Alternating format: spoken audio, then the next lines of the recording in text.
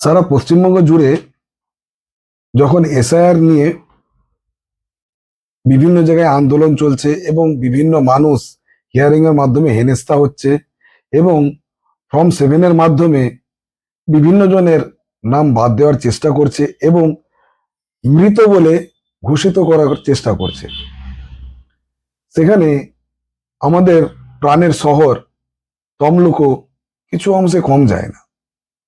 কিছু মানুষ আছে যারা আমাদের এই তমলুক শহরটাকে বিভিন্ন কোনো অ্যাঙ্গেল থেকে দাঙ্গা, মারামারি, হানাহানি এসব লাগানোর চেষ্টা করছে। কেন এই কথাটা বললাম একটু পরে আপনারা জানতে পারবেন। আমাদের তমলুক শহরের মধ্যে কোনোদিনের জন্য কোনো ঝগড়া, গন্ডগোল বা রাজনৈতিক মারামারি এসব কোনো কিছুই হয়নি। বিগত কিছু সপ্তাহ আগে আমাদের এই ওয়ার্ড 9 নম্বর ওয়ার্ডের আমাদের 9 নম্বর ওয়ার্ডের যিনি কাউন্সিলর মাননীয়া আনোয়ারা বেগম, তিনার যে ওয়ার্ডের 242 নম্বর বুথে আমাদের যে বিএলও সাহেব আছে আশফাক আলী, তিনার নাম বাদ দেওয়ার চেষ্টা করেছে এবং তিনার সাথে সাথে তিনার যে পরিবারেরও নাম বাদ দেওয়ার চেষ্টা করেছিল। তার সঙ্গে আরো যে 342 জন ভোটার আছে তাদেরও নাম বাদ দেওয়ার চক্রান্ত করেছিল। চক্রান্তটা কে করেছে না, এখান থেকে 12 কিলোমিটার দূরে একজন বিজেপি কর্মী, যিনি এখানে থাকেও না এবং বিএলও সাহেবকেও চেনে না এবং 342 জন যে কর্মী আছে তাদেরকেও চেনে না,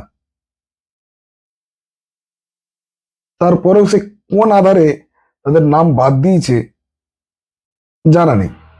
আপনি আমাদের এই যে বিএলও সাহেব আছেন তিনার বক্তব্যটা একবার শুনুন। মারফত জানতে পেরেছি যে আমার বুথে আমার নিজের পরিবারের সকল মেম্বার সহ আরো কিছু লোকের নামে ফর্ম 7 অ্যাপ্লাই করা হয়েছে যে তাদের নাম কাটা হয়, কিন্তু তার প্রত্যেক অথেন্টিক। ইভেন আমার যে ফ্যামিলি আছে, আমার মা শিক্ষারত্ন পুরস্কার পেয়েছেন, আমার ফ্যামিলির অলমোস্ট সবাই পাসপোর্ট হোল্ডার। সুতরাং যারা বেঁচে আছেন এবং অথেন্টিক সিটিজেন তাদের নামে ফর্ম 7 অ্যাপ্লাই করার জন্য আমি একজন যে বিশেষ ব্যক্তি করেছেন এটা, তিনি অন্যায়ভাবেই করেছেন, এটা পরিষ্কার একদম। সেই জন্য আমি তাদের প্রোটেকশনের জন্য এবং নিজের প্রোটেকশনের জন্য আমি থানায় একটা এফআইআর করি।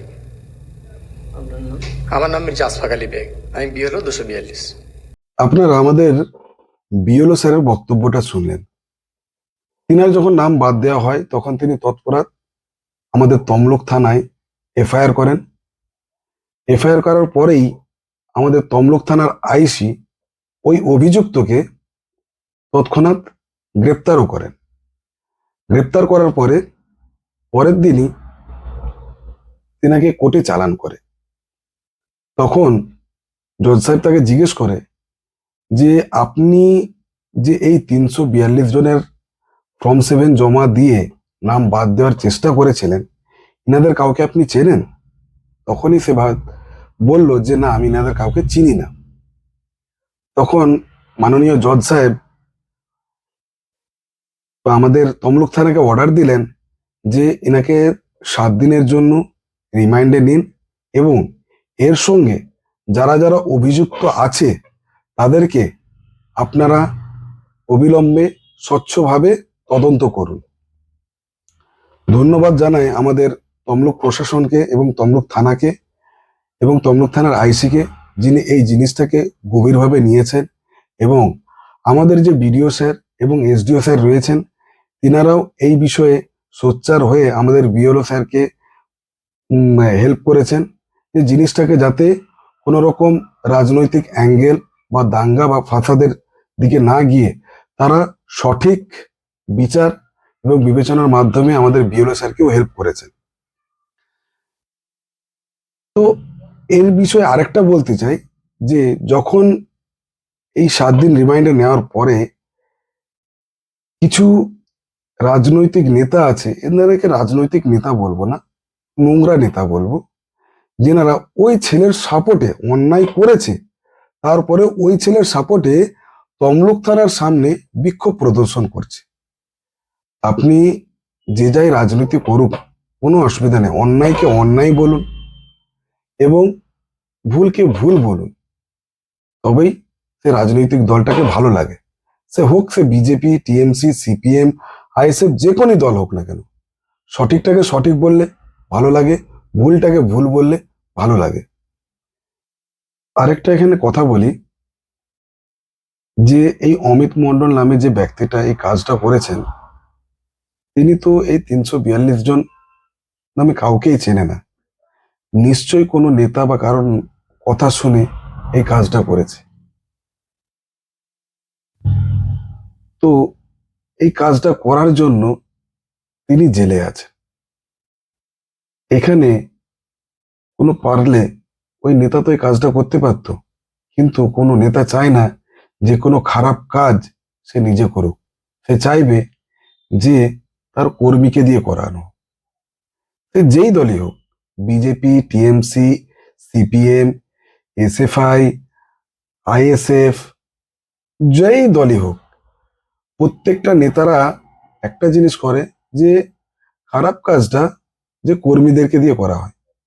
আপনারা যারা কর্মীরা আছেন তারা একটা জিনিস লক্ষ্য করবেন, যে এই কাজটা করলে আমার উপরে কোনো প্রবলেম আসবে না তো? যদি প্রবলেম আসে তাহলে তৎক্ষণাৎ আপনি বলবেন যে না, আপনি আগে থাকুন, আমরা পিছনে আছি। তখন দেখবে ওই নেতা ওই কাজটা করবে না, কারণ তিনি জানে যে আমি যদি করতে যাই এবং আমি যদি ধরা পড়ি, আমার উপরে প্রবলেম হবে। তাই তিনারা কি করেন, কর্মীকে দিয়ে কাজটা করায়। আজকে এই অমিত মন্ডল নামে যে ব্যক্তিটা আছে, তিনি নিজেও জেলে আছে এবং তিনি নিজেও পেরেশানির মধ্যে আছে, প্লাস তার পরিবারও হেনস্থা হচ্ছে। অতএব বলি, যে কোনো কর্মী বা যারা আছেন, এনারা যে কোনো কাজ করবেন ভেবেচিন্তে করুন, যাতে আপনি এবং আপনার পরিবার হেনস্থার শিকার না হয়।